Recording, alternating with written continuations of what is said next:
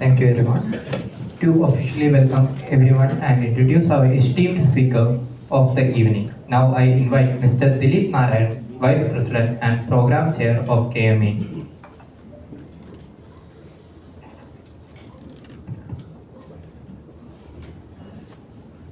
Good evening. Respected Chief Guest, Mr. S Sarma, Honorary Secretary Anil Verma, members of the Managing Committee, invited guests, dear KMA members and student chapter members.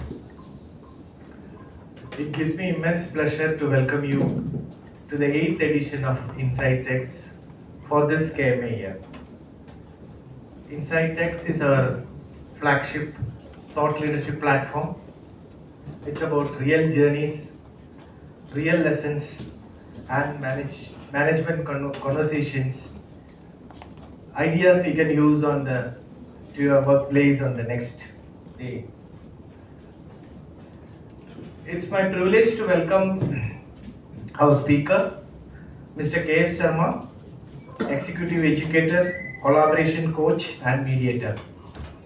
He is Founder Director, Hyderabad Academy of Mediation and Peace Studies, an IAM and Samadhan accredited member, mediator, and a certified commercial arbitrator trained across leading institutions in India, Singapore and London. Mr. Sarma brings a practitioner's lens to whatever he do. He spent 26 years in industrial marketing at Bartley Boy before moving full-time into leadership education. Today he coaches top managers and entrepreneurs. His clients include MNCs and institutions in India, Denmark and Oman. He has moderated and spoken at international mediation summits and leads youth and school programs.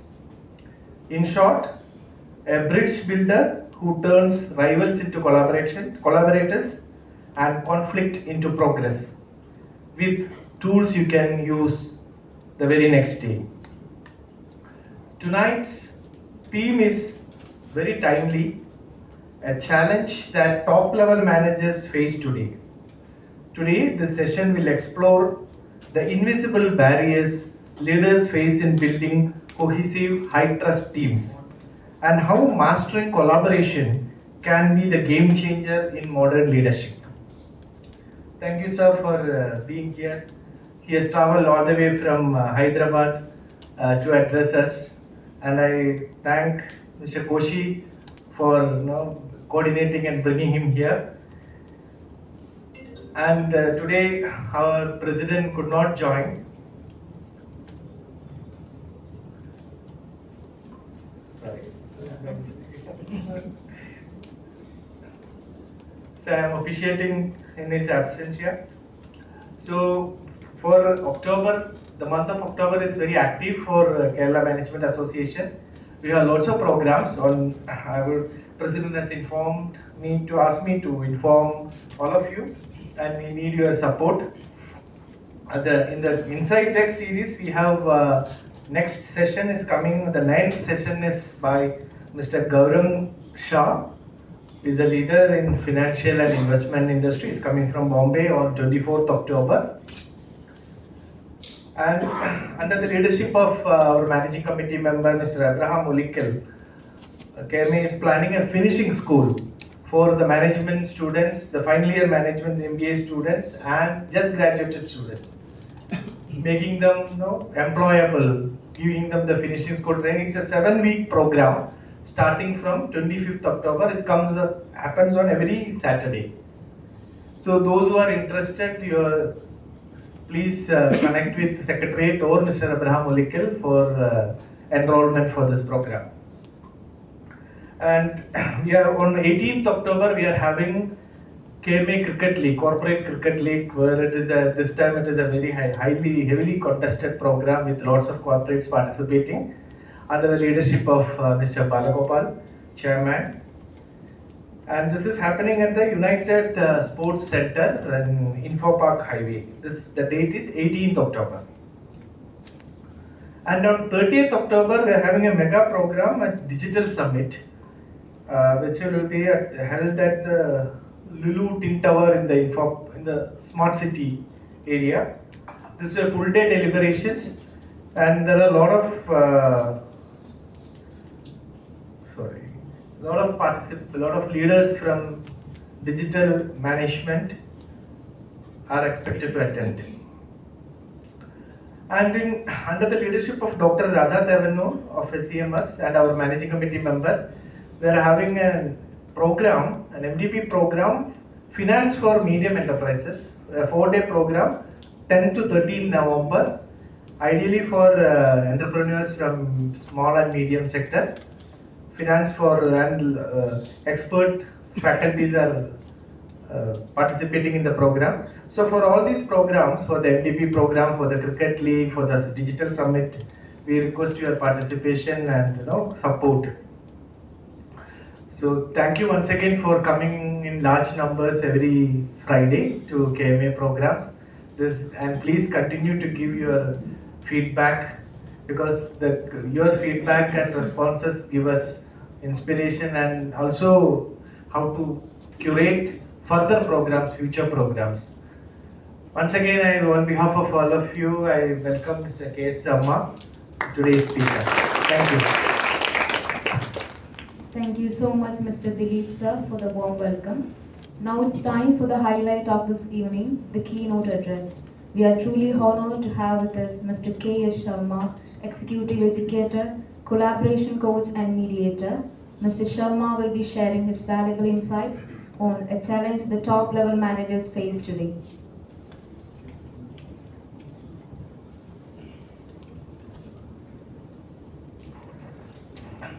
Mr. Dilip Narayanan, Mr. Anil Verma, ladies and gentlemen. With the pleasant memories of a meeting of KMA that I addressed about 20 years ago, still lingering in my mind, I have been longing to address you once again.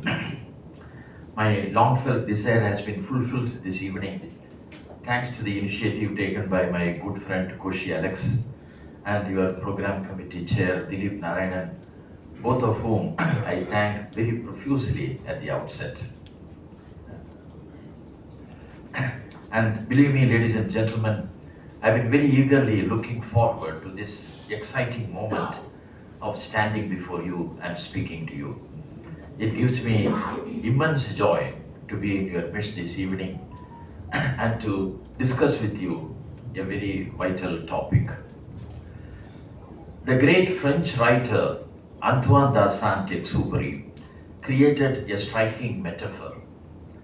He said, if you want to build a ship, don't drum up the men to go to the forest to gather wood, to saw it and to nail the planks together.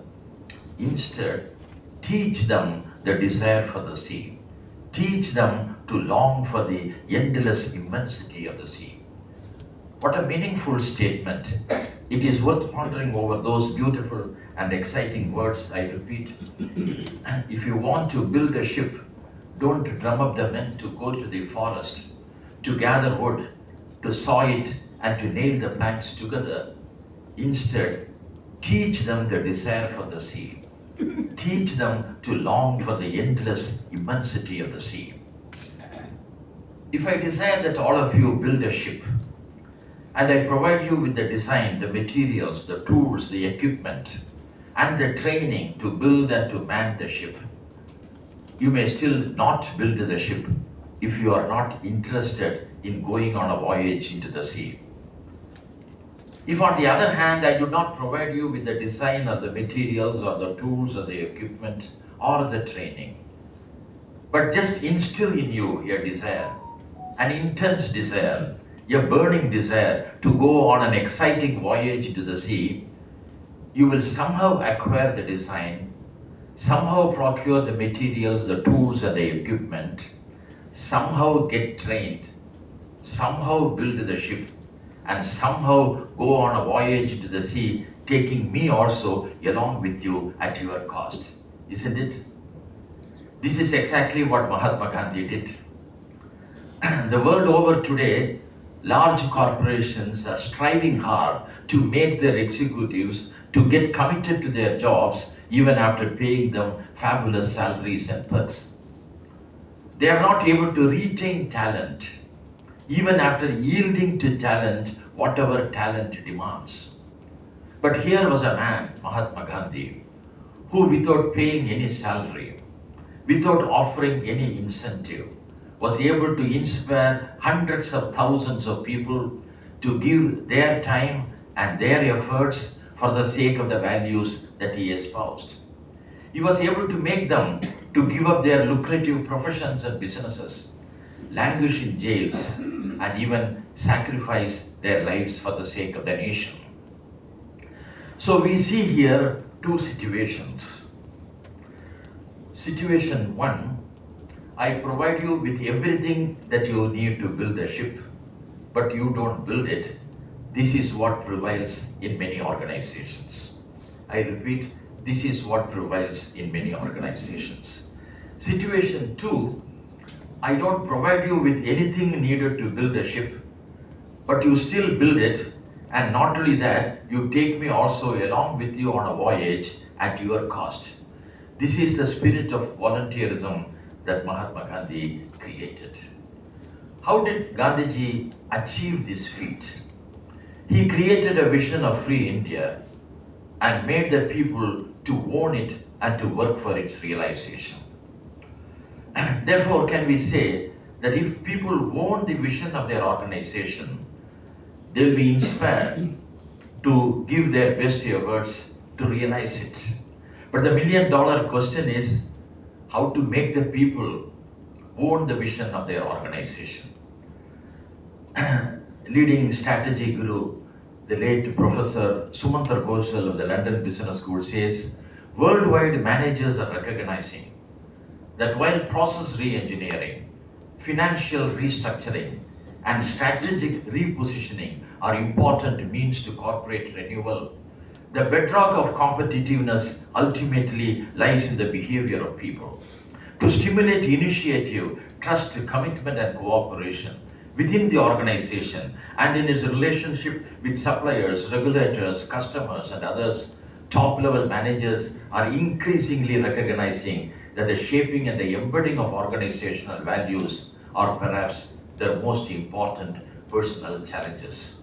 These words of Professor Sumantra Ghoshal assume a great significance, so I think it is worth repeating those words. It now appears on the screen. Worldwide, managers are recognizing that while process re-engineering, financial restructuring, and strategic repositioning are important means to corporate renewal, the bedrock of competitiveness ultimately lies in the behavior of the people.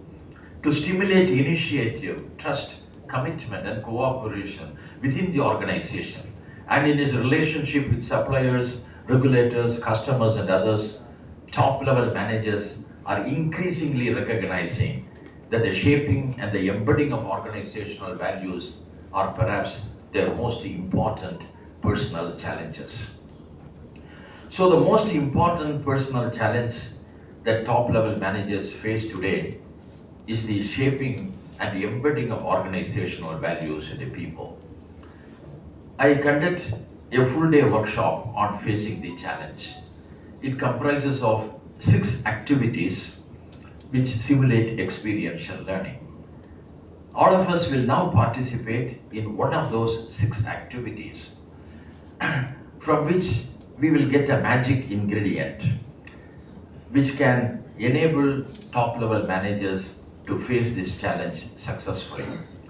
This principle is relevant not only for business executives and entrepreneurs, but in a sense for everyone in every walk of life. It's a universal principle.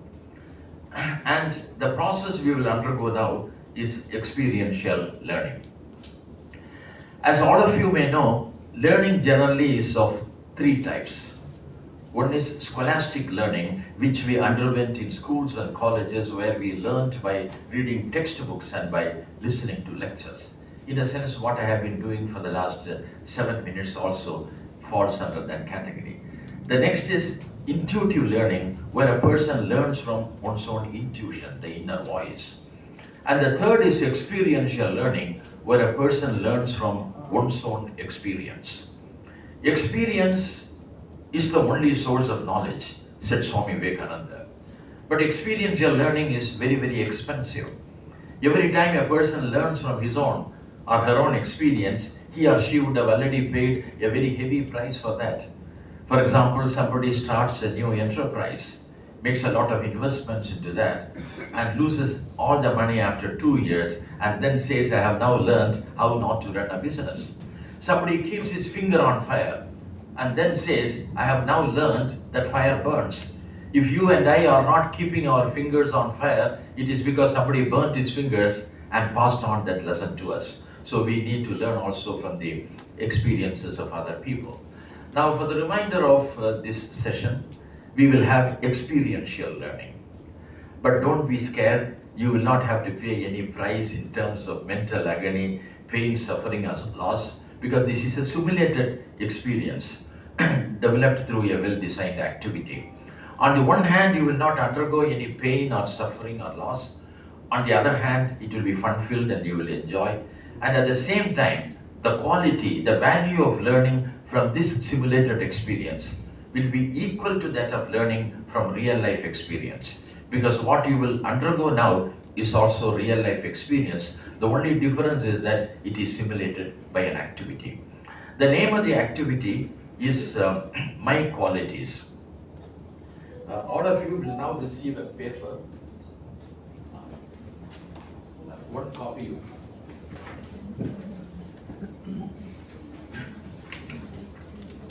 All of you will now receive this paper, and as soon as you, I request you to listen to me carefully, only then you will be able to participate in it effectively and with fun. As soon as you receive the paper, at the left top against name, please write your name as beautifully, as clearly, and as prominently as possible. Please do not scribble your name. There is a psychological reason for that. You may take 1 or 2 minutes to write your name as beautifully, as clearly, as prominently as possible. Don't scribble it. If anyone does not have pen, please raise your hand. Right.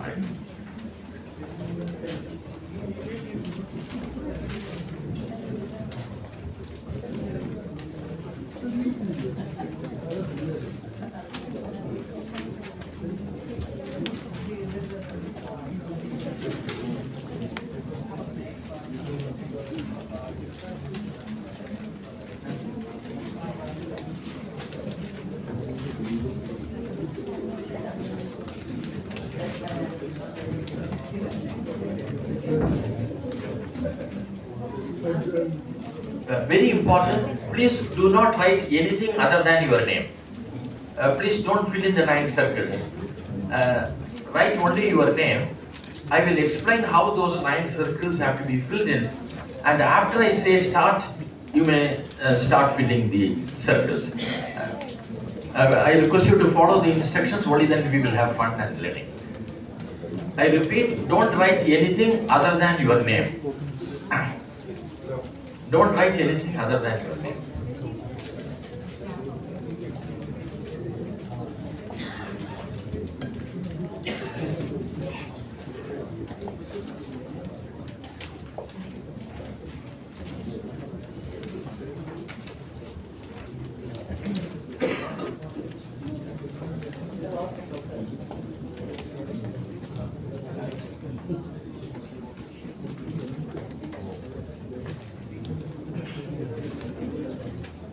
I hope all of you have got pens.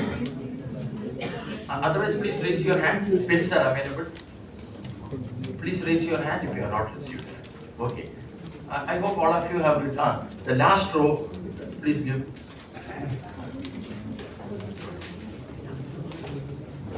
Okay. I hope all of you have written your names. Now, please listen to me carefully as to what you have to do next.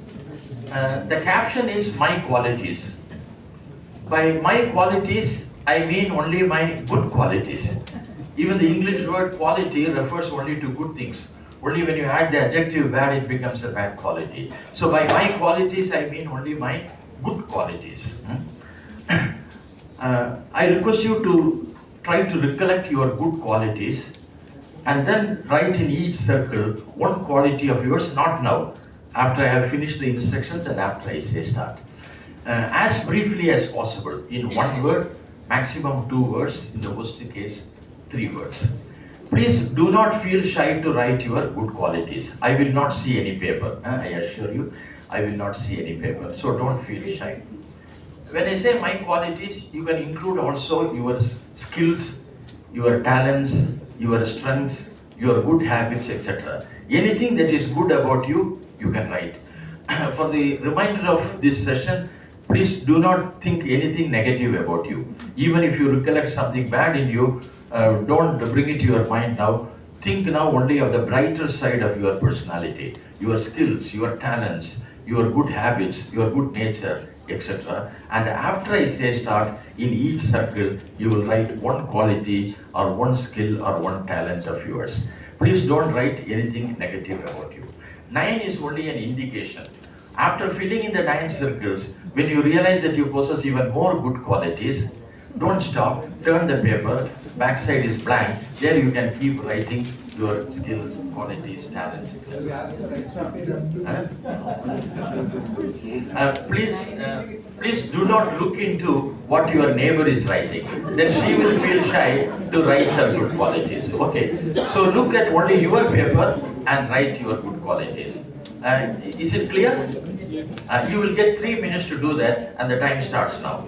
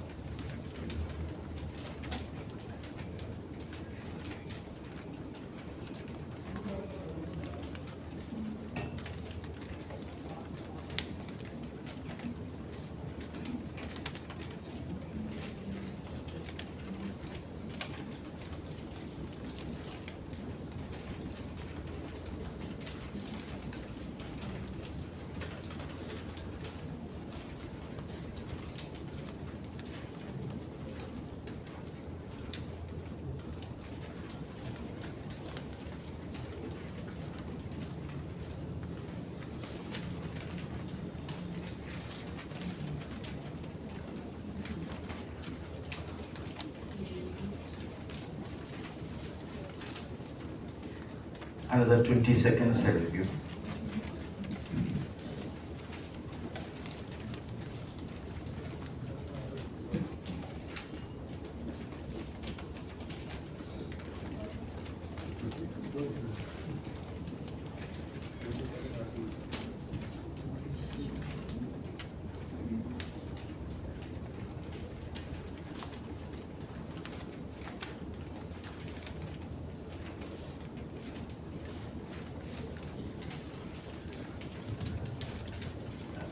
I request you to stop writing. If anyone could not fill in the 9 circles, it doesn't matter. As I said earlier, it is only an experiential learning. I now request you to listen to me carefully as to what you have to do next.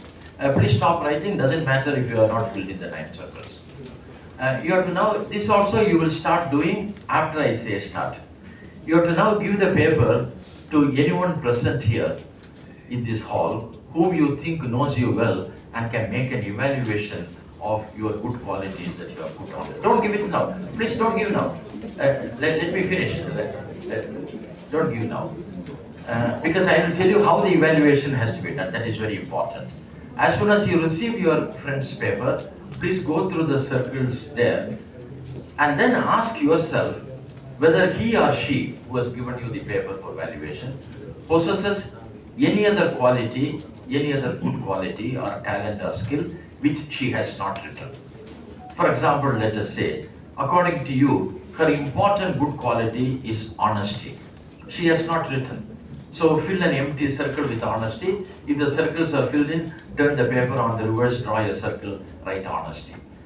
Ask yourself again whether every time I will not say he or she to save the time. If I say he, it includes she. If I say she, it includes he. According to you, let us say another important good quality is punctuality. He has not written. Draw another circle, write punctuality. This honesty, punctuality are just examples I gave. It could be anything. That is very, very important. First, you have to go through the qualities listed there, then ask yourself whether she possesses any other quality or skill or talent or good habit which she has not written. That you have to write and then return the paper to the owner of the paper. It is not necessary that you should give it to the immediate neighbor. When I say start, all of you are allowed to get up and walk and give the paper to anyone present here. Mutual exchange is permitted but not mandatory. Don't request anyone to give his paper to you. You only give your paper. He may want to give it to somebody else. If you stand there, it may be embarrassing for him. If nobody gives you paper, just watch the fun. Maybe you are very strict in valuation and nobody wants to take the risk. If you receive more than one paper, don't say my quota is over. Accept that also and do the valuation quickly and return the paper. But don't accept more than 2 papers because it will consume more time. Yeah? We are running short of time. You may start now. Yes? Give your paper, don't expect the other papers to give you his paper.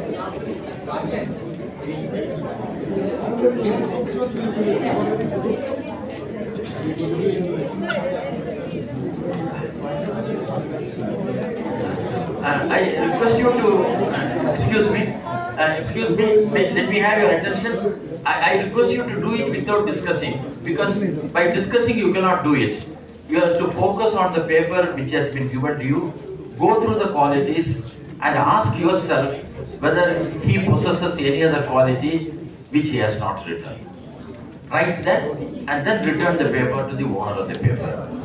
After all of you receive your papers back, we will start the discussion.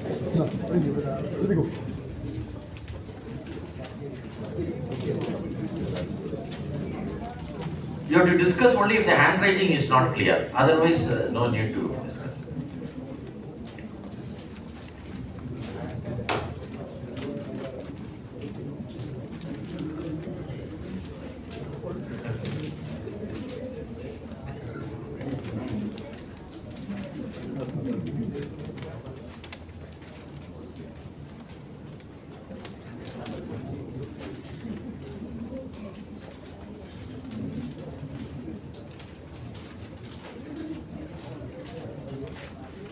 You may take another maximum 1 minute and finish the valuation.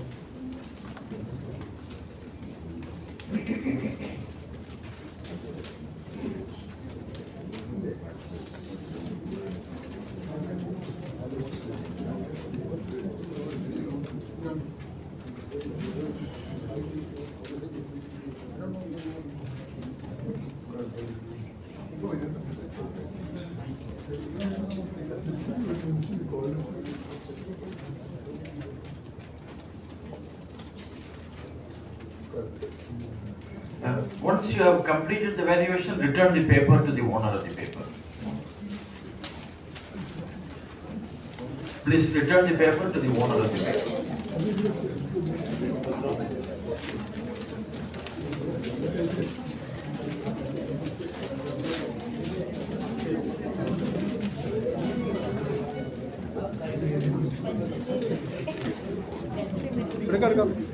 Thank you. Thanks. You've written everything.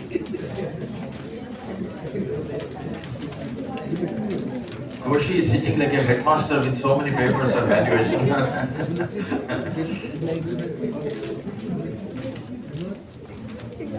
So I request all of you to return the paper. Have all of you got back the papers?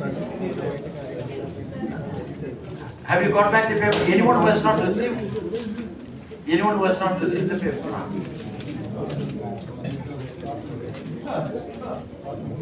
Okay, now I will assume that all of us have received the paper. Thank you.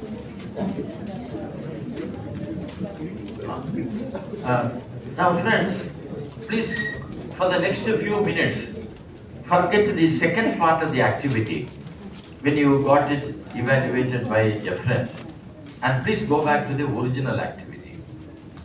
The second part we will discuss later. First, we will discuss the first part. What was the first part of the activity? You wrote your name clearly, prominently, beautifully on the top. Underneath was written my qualities, and you wrote your qualities on the paper and saw them. When you saw your qualities written on the paper, what did you feel? What did you think? Now mics have to be passed on.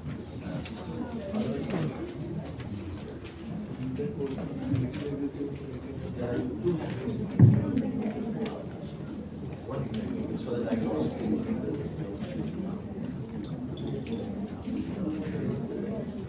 What did you feel? What did you think? You can say at random. When you saw your qualities written on the paper with your name prominently on the top, what did you feel? What did you think? Flashback. Yes? Flashback. You felt satisfied? Flashback. Oh, flashback. Okay, okay, good. Yeah. And your face conveys an important feeling. Can you convey that feeling? What was the feeling? When you saw your qualities written on the paper, though written by you, what did you feel? Don't feel shy, please. What? Sir, like I have wrote like initiative, confidence, and boldness. So after you are asking these questions, I can test myself whether I can really I can able to express my thoughts. So I am ensuring when I am returning like my qualities, I am ensuring once whether it's correct or not. Okay. It was written by you only? Yes. Okay. Yes. After writing, you are trying to ensure that you really possess that quality. Yes. Or in other words, you have developed an eagerness Yes. to develop that quality. Very good. That is one important benefit of recollecting one's quality. Any other feeling? Any feeling? Satisfaction. Satisfaction. Another such feeling was there, like satisfaction and flashback. Your face conveys that, but I want you to say that. Actually, first, No, okay. till fifth point, I'm easily able to write. Remaining four, actually, I have to think a lot. But after saying this exactly, I just recollect, okay, these much qualities which I have, and I'm proud. Yeah. Thank So you felt proud after seeing your quality. Yes. Please give her a big hand. You did not think that you will be able to fill in the 9 circles, or in other words, you wrote more qualities than what you thought you could write. Am I right? Actually, till 5 easily I'm able to write. Then little bit time, but still I write more than 9. The next More than time 9. More than 9. Yes, very good. So as a result, like satisfaction, another feeling was there. See, you thought you will be able to write only 5, whereas you ended up writing 12 or so. As a result, another feeling was there. Can anyone say that? Can I say you felt richer? Yeah, I feel proud. You felt proud and yeah. Okay, proud and also richer, because you are possessing more than what you thought you possessed. Okay. Too good to be true. Too good to be true. I see. But it is written by you. Yeah. When you put the time constraints, I had to rush the answers, and I finished most of it. How many you wrote? I wrote correct 9. Correct. Yeah. Okay, exactly. But you never thought you would be able to write 9. Am I right? Yeah. Good. Any other feeling? One is you felt proud. Another feeling is there, which I can see on your faces. I want you to say that. Very simple. It was a Happy. kind of self-realization. Self-realization. Self-realization. Very good. You realized your worth. Know thyself. Yes. So can I say that you felt very happy? Yes. So when we realize our good qualities, we feel happy, we feel proud. Yes. Your self-confidence went up. Yes. So that is another benefit. I say that we should know our good qualities. You agree with me? Yes. Yeah. In that case, why should we know our good qualities? In that case, why should we know our good qualities? One is the self-confidence level. That is what he also said. And there are a few more important reasons also, but this reason is also important, which someone else also mentioned. Dr. Norman Vincent Peale has prescribed a few sentences and has recommended reading them aloud frequently particularly at night before retiring to sleep, to develop a liking for oneself and as a result to develop a strong self-esteem. He claims that this practice had done wonders to many and brought about major changes in their lives. I will present those words now. I appreciate those of you who are trying to note down, not necessarily. I will share with all of you a print of these words so that you can carry them. I like me. I believe in me. I was created by God. His creation is wonderful. So I am wonderful. Divine perfection is within me. I love life. I love people. I have ability. I can do things well. I am happy. I am grateful. I treat myself with respect. As a child of God, I believe in me. Dr. Peel claims that this practice had done wonders to many people and brought about major changes in their lives. But for that to happen, he has prescribed a certain way of reading them. One should read it with the emotions of interest and enthusiasm. One should not read ceremoniously, like, I like me, I believe in me, it will not have any impact. I like me, I believe in me, I was created by God, His creation is wonderful, so I am wonderful. Divine perfection is within me. I love life, I love people, I have ability, I can do things well, I am happy, I am grateful, I treat myself with respect. As a child of God, I believe in me. Then he wants us to read it in such a way, so we read it aloud so that we hear our own words. Because psychologists claim that when you read an affirmation and you hear your own words, they percolate down into the subconscious minds very fast. We are what we think our subconscious minds are.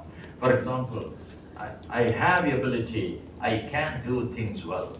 But by reading these words, affirmation with faith and enthusiasm and involvement, one will acquire ability. Swami Vivekananda says, whatever you think that you will be, if you think yourselves weak, weak you will be. If you think yourselves strong, strong you will be. So by reading it every night once before retiring to sleep, spending 20 seconds will have immense effect on our personality. And also I encourage you to, I will share with you these words. Keep it in your bag. Whenever you are not up to the situation, whenever your self-esteem goes down, take this paper, read these words and charge your batteries whenever your batteries get drained. One of the reasons why we should know our qualities, two of you said, self-confidence. There are a few more reasons also, which has bearing on our relationship with other people. I will give you a clue so that you can give that answer. We like a few people and we don't like a few others. Am I right? Why we like some people and don't like a few others? What's the reason? Please say. Very simple reason. You like one person, you don't like another person. What is the reason? Because they match our wavelength. Okay, same wavelength could be one reason, but there are also occasions where I admire somebody who has some qualities which I don't have. So I try to emulate him. That is also there. But there is another reason why you like one person, you don't like another person. Or even object. You like one TV set, you don't like another TV set.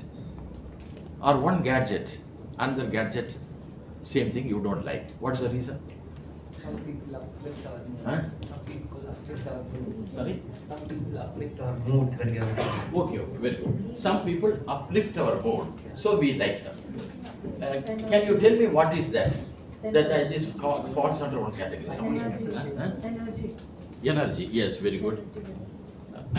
So that energy uplifts you. But what is that? The presentation, the way they have been influenced us. So the way they present themselves, okay. So the way they present themselves, they uplift your mood, etc. All these come under one category. What is that?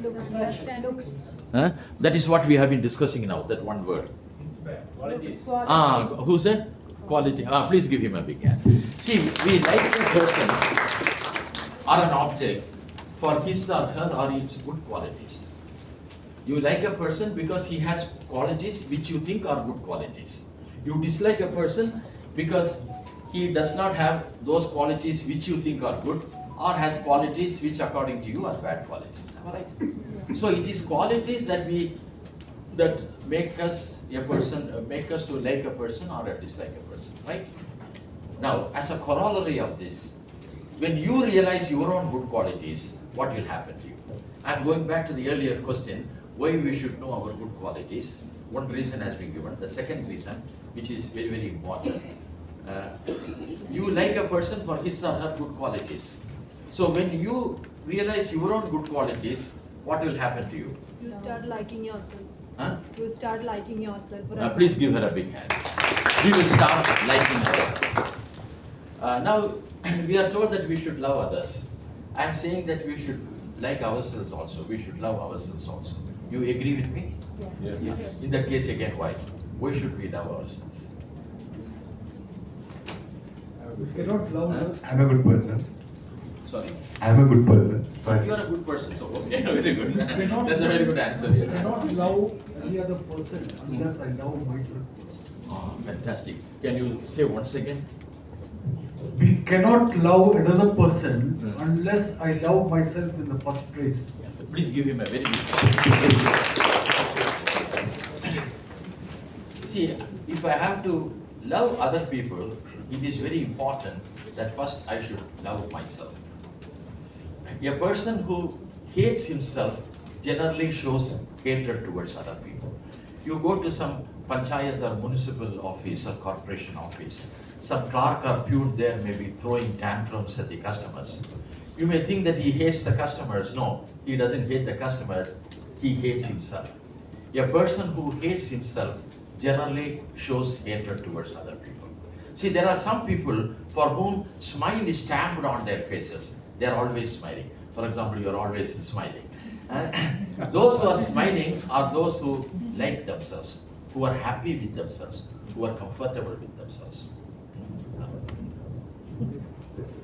Who close now, okay, sorry.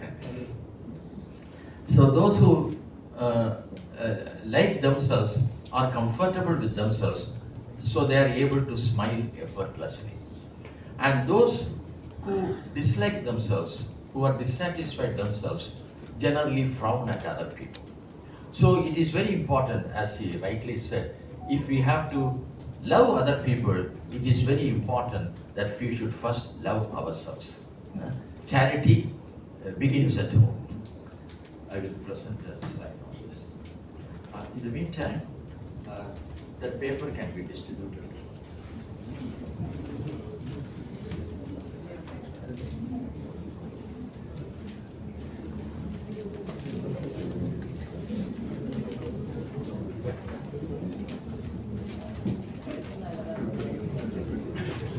Swami Vivekananda said, our first duty is not to hate ourselves, because to advance we must have faith in ourselves first and then in God. He who has no faith in himself can never have faith in God. See, this is a very powerful statement. You have to love yourself, because no amount of love from others is sufficient to fill the yearning that your soul requires of you. You have to love yourself because no amount of love from others is sufficient to fill the yearning that your soul requires of you.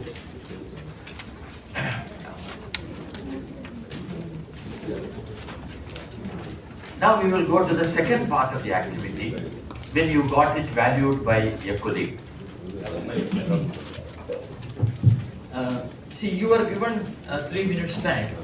I hope all of you got some qualities added to what you had already written when you got it back. See, you were given 3 minutes time. Even you could not think of some quality of yours which your friend was able to identify and record it and give it to you. When you saw your qualities written on the paper, though written by, am I putting correctly? You said you felt happy, you felt proud, you felt satisfied, you felt richer.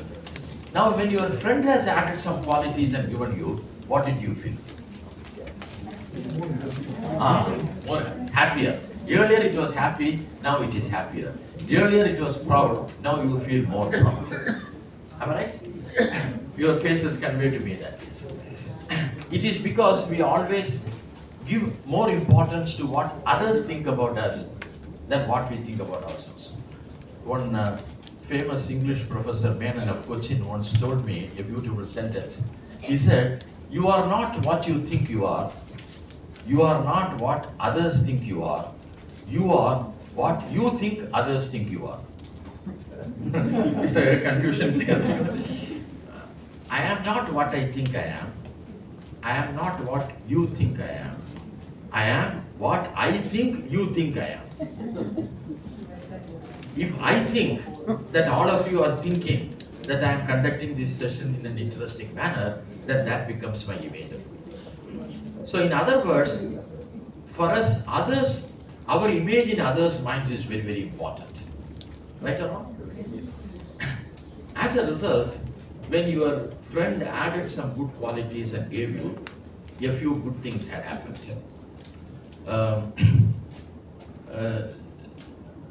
I would like you to say that. When you saw some quality added to you by your friend, some thoughts, some feelings, some decisions were there. You took some decision with regard to the quality that was attributed to you by your friend. If I tell you that, you will agree with me, but I want you to say that. Can you guess? The moment you saw some quality attributed to you, you took a decision to do something with regard to that quality. I think you have the answer. Yes. Sir, I forgot to write decision making and one more quality of myself, but he wrote it and gave, and I felt like he understood me. That's the reason why he wrote it. So an understanding between us creates more commitment. Okay. So in other words, when he wrote that, you understood that he has understood you. Yes. Okay. But you took some decision to do something with regard to that attribute or quality. That decision was instantaneous, spontaneous, rather subconscious or unconscious. Maybe you think about it, if someone else can. It had happened to you earlier also. When somebody said something good about you, I think you want to say. Feel like living up to it. Yeah.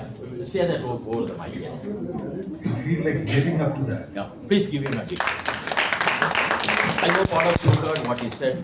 He decided to live up to that. In other words, that quality was already there in him. You want to say something? In other words, the quality was there in you, but you did not write it, and that is why someone else had to write it. You did not write it for one of these reasons. One reason could be you did not attach much value to that quality. See, sometimes what happens is we take things for granted. That quality is an integral part of your personality. So like you have got 2 eyes and 2 ears and all, that quality also there. You did not distinguish yourself from that quality. But when your friend identified that quality, suddenly you saw value, more value in that quality. So you decided to continue to possess that quality, continue to enhance that quality. Now I don't know what is that quality, you need not say that. But for a discussion purpose, I will assume one quality. Let us assume that the quality attributed to you was punctuality. So the moment you saw that, your guilty conscience pricked. Oh, I am not always punctual. I'm just joking. I am not always punctual, but with regard to him, all the 4 occasions I was punctual, so he is thinking that I am always punctual. So henceforth, I should always be punctual, at least with regard to him, so that I don't fall from the image that I have created in his mind. Right? So punctuality was 80% in you, now it has become 120%. Okay. So this is called the Pygmalion effect in management parlance. John Adair, Britain's foremost expert on leadership training, says that in the world of management, many executives play Pygmalion-like roles in developing able subordinates and in stimulating their performance. Pygmalion was a sculptor in Greek mythology who carved the statue of a very beautiful woman that subsequently was brought to life. George Bernard Shaw's play Pygmalion, the basis for the musical hit My Fair Lady, has a somewhat similar theme. The essence is that one person by effort and will can transform another person. There is an interesting scene in this play in which Eliza Doolittle explains, you see, really and truly, apart from the things that anyone can pick up, like the dressing and the proper way of speaking and so on, the difference between a lady and a flower girl is not how she behaves, but how she is treated. I shall always be a flower girl to Professor Higgins, because he always treats me as a flower girl and always will. But I know I can be a lady to you because you always treat me as a lady and always will. For example, Dilip Narayanan played a Pygmalion-like role through his very kind introductory words about me, for which I am thankful to him.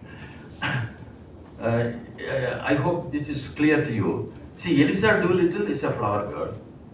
Professor Higgins treats her as an ordinary flower girl. So to him she conducts like a flower girl. But the other character of the play treats her as a lady, as an accomplished lady. So to him she conducts herself as a lady. So what does it mean? The way others conduct themselves with us depends more on the way we treat them than what they really are. This is a very important lesson for managers. This is that magic ingredient, the establishing the connection. Ralph Waldo Emerson, the wisest man America had produced, said, trust men and they'll be true to you. Treat them greatly, they will show themselves great. By trusting a person, you can make that person trustworthy. By treating a person as punctual, you can make him a punctual person. I will give an example. You are the head of a department, let us say, and you have a junior colleague in your department who reports late 3 days in a week out of the 5 days. Only 2 days he comes before time. Now what happens? The boss always tells him, you are always coming late, you are always coming late. And he is listening to that. And that goes into his subconscious mind. And his subconscious mind believes, I am always late, I'll be late. So these are 3 days, next week he will come all the 5 days late. Suppose on the other hand, you try this and then you will see the effect. Don't say anything when he came late on 3 days. On the 2 days he came before time, you appreciate him. See, you came before time today. As a result, these are all the things we could conduct. I'm very happy, proud. Now what will happen is that also will go into his subconscious mind. Next week, instead of 3 days late, he may come only 2 days late.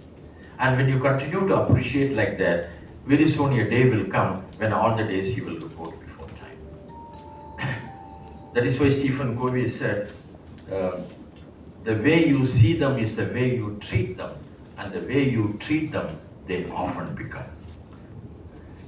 You see the other person as good, in this case punctual. Treat him as a punctual person, and then he will become a punctual person. And this is the Pygmalion effect. That is what it says. By effort and will, one can transform another person. Transforming the other person is not by the correctional method, by pointing out the mistake, but looking for opportunities where you can appreciate. Then that quality, like in economics, will appreciate in him. Appreciation works psychological also, not only in economics. The way you see them is the way you treat them. The way you treat them, they often become. This is applicable in every situation.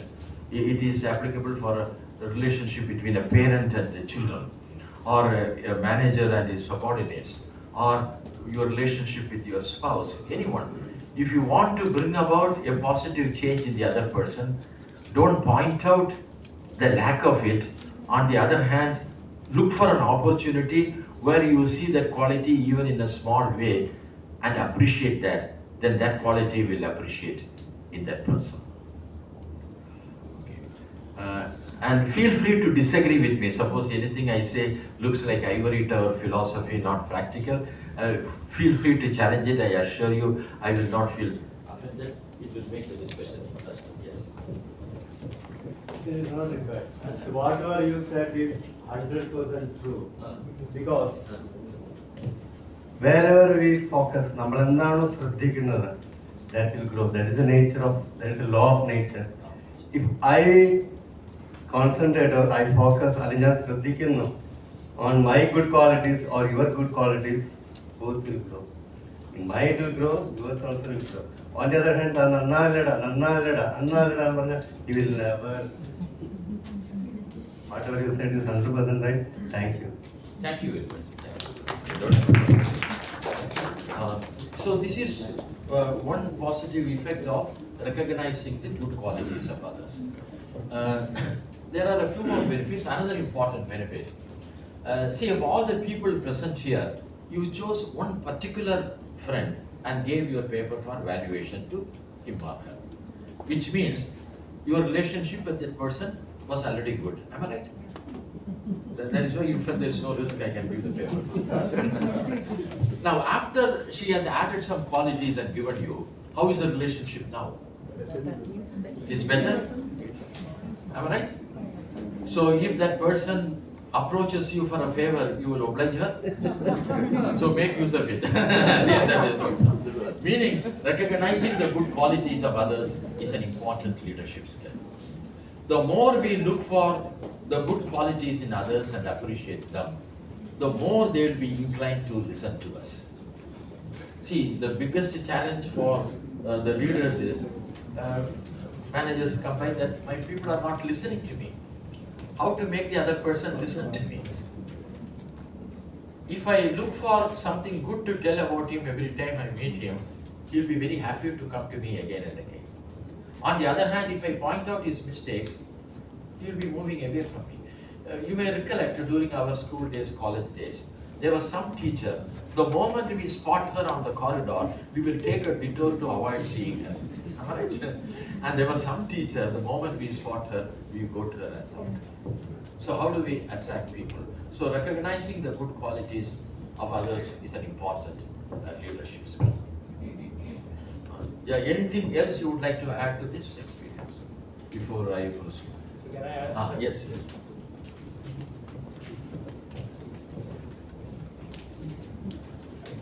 You said that if a person is not punctual, you should treat them as punctual so that they'll become punctual. Yes. But the human brain craves dopamine from everyone. And if a person gets dopamine for being punctual, when in reality he is not actually punctual, isn't it bad for him? No. See, that will be bad for him if you do a lip service. See, truth is far more powerful than untruth. I am not saying that you have, suppose you are working under me, you have come 1 hour late. I should not tell you, thank you for coming before that. Because that is a lie. What I told was, I should look for an opportunity when one day you will come before that.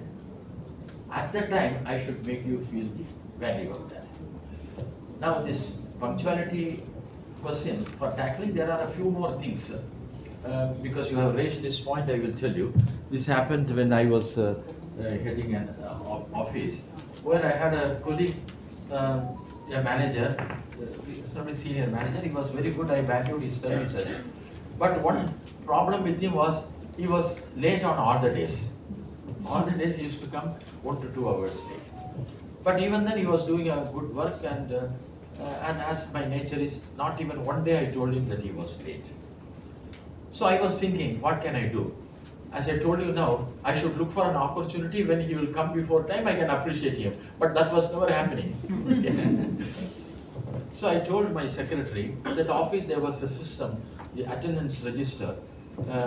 As I was the head of operations, I was not required to sign the attendance register. The moment I enter the office, my secretary will mark P in the attendance column, meaning present. If I had gone out somewhere to meet customer or something, she will mark D. If I have gone on tour, she will put T. So I don't touch the attendance at all. So I told her, tomorrow onwards, don't put P and all that, I will sign the attendance register. Then she asked me why. I will tell you the reason later. I will sign. So I signed. Then I told her the next day, tomorrow I will purposely come late. I will come. 9:30 was the office time. 9 up to 40 is the grace time. After 9:40, one has to sign in the late attendance register and write the name, time at which he came. And if 3 days late, 1 day casual leave should be cut, but that was never happening in the company. Ours was a very liberal company. So I told her, tomorrow I will come 10 minutes late. And what you should, 15 minutes late. Once 10 minutes are over, you should put a red into mark in my attendance column. Then I will sign the late attendance register. Why sir, all this? You do this, I tell you. Then I told her like that I will come for 3 days this month late. Then I gave her a leave application. I came 3 days late, so half day leave surrendered. The moment I did that, what happened was, I received so many leave letters, including this particular person. He gave some 3 leave letters for that month. For 9 days he had come late. Then I told him, why are you submitting this late? That rule is not followed. No sir, but you are, no, that rule is applicable only for me and not for all of you. And I destroyed the leave applications. Thereafter, he started coming before time. He was never late. Sir, I have Sir, a CEO like Sundar Pichai or Nadella will have a span of control only about 5 to 10 people. You have always been talking about interrelationship between 2 persons. So how can Sundar Pichai and Nadella influence the entire organization? Because the span of control is only 5 to 10. So how do you handle this situation? You might be good to me, I am your second command, but how it flows down the line to the last employee, which is necessary for the organization's success, not that just 10 of us.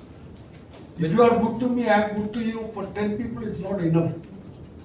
You should have it for the CEO should be able to influence the entire organization. Yes. How do you do that? That's my question. Very good question. I agree with you. See, now this, the happiness that we give the other person by dealing, it actually has a long-term effect. I will give you the negative side. Suppose a person had a bad time with his boss in the office.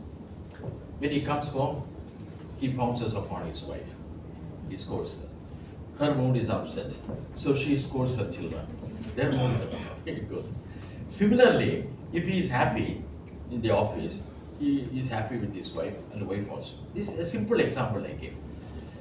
See, whatever level we are placed, we are always dealing with either individual or groups of people. Let us assume that you are the top boss of the organization and I am second in command. You treat me nicely, and as a result, I try to emulate you. I do it the same way to the people below me. Because otherwise I may feel ashamed when my boss is treating me like this, and when my boss is treating even my subordinates like this. How can I be different? So, the top leader sets the example. That is why Peter Drucker, the father of management, said, business executives are inevitably leaders in their own organizations, seen as such, perceived as such, and judged as such. The higher up the monkey goes, the more of his behind he shows, runs an English schoolboy jingle. What executives do, what they believe and value, what they reward and whom, are watched, seen, and minutely interpreted throughout the whole organization. And nothing is noticed more quickly and considered more significant than a discrepancy between what executives preach and what they actually do in their lives. The Japanese recognize that there are only 2 demands of leadership. One is to accept that rank does not confer privileges, it entails responsibilities. And the other is to acknowledge that leaders in organizations need to impose on themselves the congruence between deeds and words, between behavior and professed beliefs and values that we call personal integrity, unquote. So, the way you conduct with me has impact not only on me, through me to several people. There's a story told in the Bible, if I remember correctly, to whatever extent I remember, I will share this. A king waived the loans given to somebody in the kingdom, and then he heard that person was not doing the same favor to the people to whom he had lent money. Therefore he said, no, now you have to pay me back all that waiver is cancelled, he said. So when you are treating me in a way, there is generally an expectation that I also pass it on, and it generally happens. Any other learning that you would like to add to this? So I have a question. Ah. So today's culture, many founders are saying that hire fast, fire fast. So how will this work according to? Sorry, I don't. Hire fast, hire the people fast, and if they are not capable, fire them. Higher fire. How will this work over there? Yeah. See, that question of firing will not happen if we create such an environment in the organization. See, when an organization where the people will be inspired, motivated, as I said in the beginning, a volunteerism will be developed. Now, volunteers are giving their time, efforts without anything in expectation in return. The same thing can happen in a business house or industry also, where people can become volunteers. And that can happen when there is a good leadership. And where the leader is able to establish action. Now, what the CEO of Mahindra said has a great relevance to what you said. And this is that magic ingredient I have been referring to. Gururani, the CEO of Tech Mahindra says, let me be blasphemous and say, communication is not important. Connection is. For me, the first lesson in communication is empathy. Language is just a medium, incidental. The gift is the ability to make someone your own by establishing mutual trust, respect, and connection. So when you are able to look for the good things only in the colleague, in the people of yours, and those good qualities will develop in them, and more than that, you establish a connection. And with that connection, you will be able to enhance their loyalty, their performance, everything will happen. So that is why the leader makes all the difference. I will give an example. You might have heard of Andrew Carnegie. Now, Yellam Mittal, Lakshmi Mittal, because he is very successful in steel business, is called the Andrew Carnegie of the 21st century. I'm now talking about the original Andrew Carnegie, who was one of the richest men of America some 90 years ago, and who was the founder chairman of the United States Steel Corporation. Before Andrew Carnegie, there was no steel business in America. It was he who brought steel business for the first time to America. But very interestingly, Andrew Carnegie had studied only up to the 4th grade. And he started his career as a porter, as a coolie in the harbor. And from that, he rose to become the founder chairman of the United States Steel Corporation, a multi-billionaire and one of the richest men of America. So once, after reaching this high station, he threw a challenge to the world. He said, I am going to prove to the world that anybody who follows the principles that I followed can become a rich person. And to demonstrate that, I have chosen 5 people. And he declared their names and their assets. They were all ordinary people just making both ends meet. They don't have much money, but they have the right attitude. So I am going to train them for 6 months.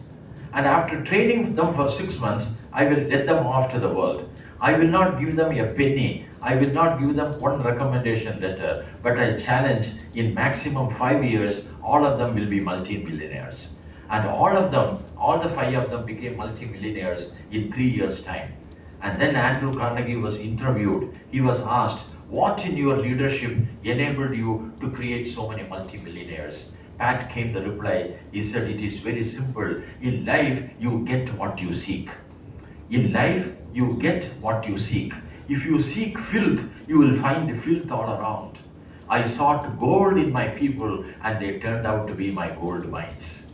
So our teams, our organizations can become our gold mines if only we seek the good in them, seek the gold in our people. The time is up. Do you have anything else? 5 more minutes. In that case, I will now see on the Pygmalion effect is a very powerful statement. Thomas Monson had said, when we treat people merely as they are, they will remain as they are. When we treat them as if they were what they should be, they will become what they should be. What a fantastic statement. I will repeat. When we treat people merely as they are, they will remain as they are. Somebody is coming late, you treat him as a latecomer, he will remain a latecomer. Second sentence is, when we treat them as if they were what they should be. They should be punctual. You treat them as punctual and they will become punctual. When we treat them as if they were what they should be, they will become what they should be. This is summing up the learnings which all of you had said. I will run through it quickly. Every person has several qualities in them. That is what we learned all through now. It is important that each person knows what qualities she possesses. When one identifies one's own qualities, one feels proud of them. When one's qualities are recognized by another, one feels very happy about it. When someone recognizes another's quality and confirms it, the other bounds to look or show that quality continuously. Recognition from others will make a person to cherish the quality or value. Identifying and recognizing the qualities of others is an important leadership skill. I think in a hurry I am reading in a monotonous tone. I don't know whether it will have effect, so I will go to the next slide.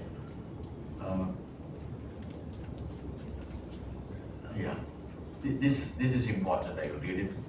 By appreciating people individually for their good qualities, we are making them to realize the value of those good qualities.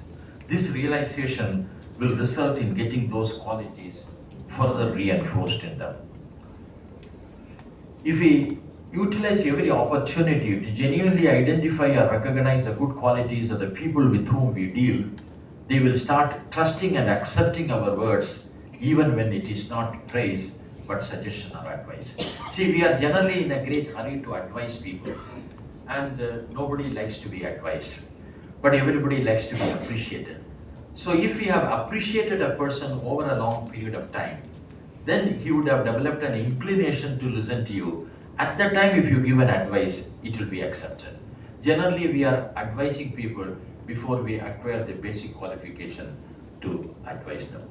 Now, there are a few more slides. What I will do is, I will share this file with Dilip with the request to share that with all, so that you can go through them leisurely, and I can also close on time. Thank you very much for the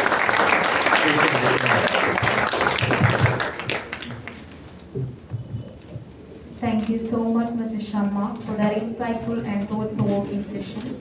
Now we are moving towards to express our heartfelt gratitude and bring this wonderful evening to a close. If any questions are there, two, three questions, if you can take. Thank you for that explanation. Thank you so much. Please make use of it. Questions, please. Please ask some question quickly, otherwise I will start speaking.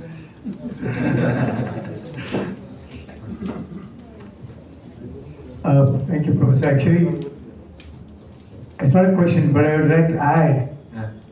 I spent some time in the armed forces, nearly 4 decades.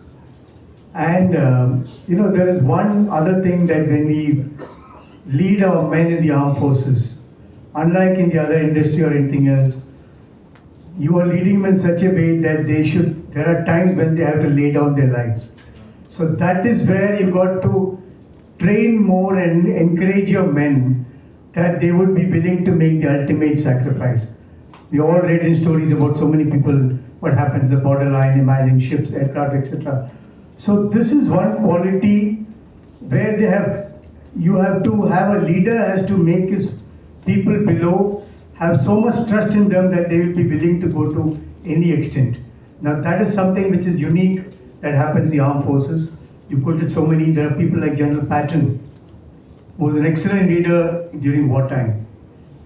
Between World War I and II is not there, but in World War II, he was one of the main leaders who ensured Allies' victory in Europe.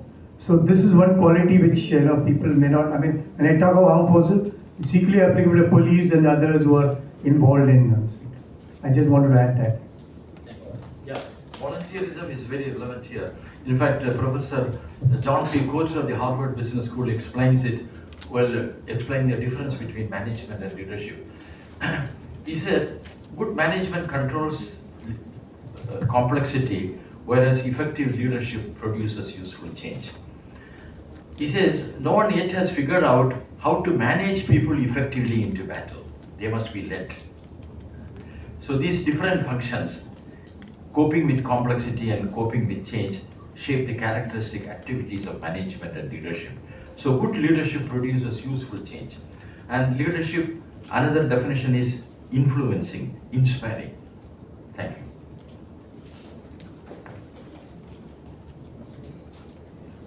I just would like to add one more thing. What are good things you said? See, when I go to an art gallery, I appreciate the art. Yes, excellent. When I appreciate the art, the appreciation goes to who? The creator of that art. Am I right? When I appreciate the good qualities in each one of you, it goes the creator of you, God. I'm appreciating the God of you.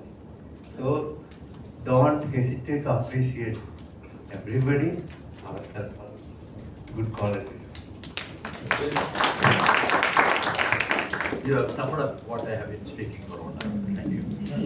Sir, you said we are creations of God, and thus in extension we are wonderful. You gave us a paper written that. So aren't serial killers also created by God? So what is so wonderful about them? Professor William James, one of the greatest psychologists of the 20th century, said, attitudes are more important than facts.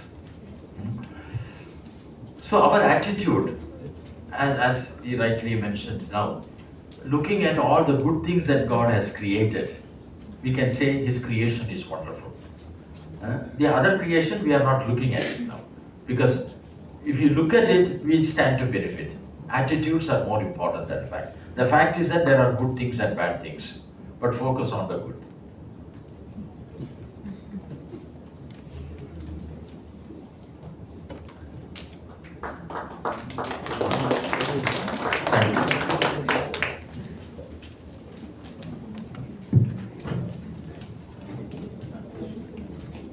To express our heartfelt gratitude and bring this wonderful evening to a close, I now invite Mr. K. Anil Verma, Honorary Secretary of KMA, to deliver the vote of thanks.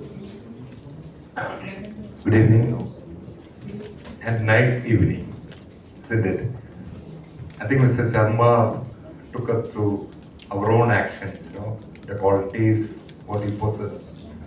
And it was very interesting, and I think you could find more qualities from your partner or the person sitting next to you, your friend.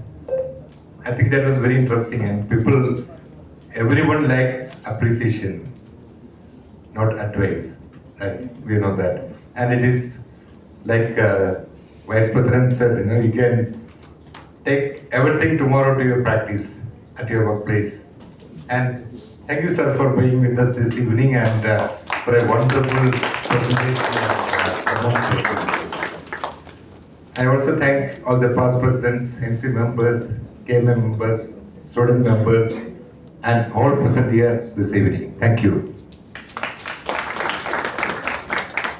Thank you, sir. Now I request Mr. Dilip Narayan, Vice President and Program Chair of KMA, to kindly hand over the memento to S Sarma as a token of our appreciation for his valuable time and insight. May I request Vice President Shastri to come on?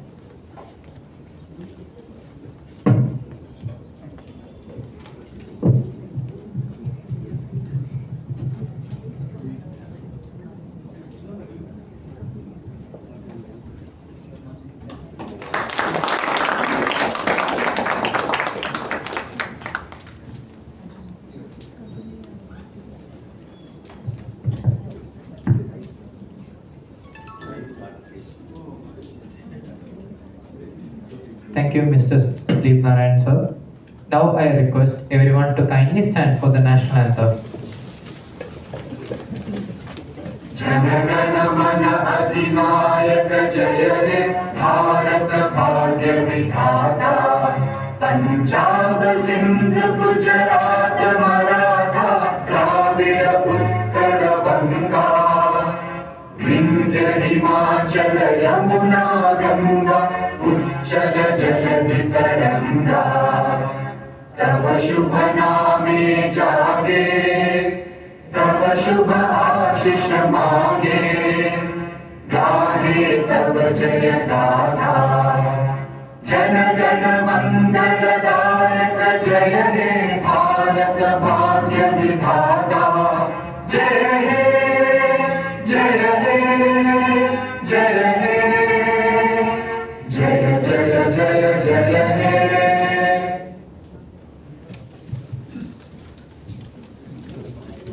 Thank you everyone for being part of the KMA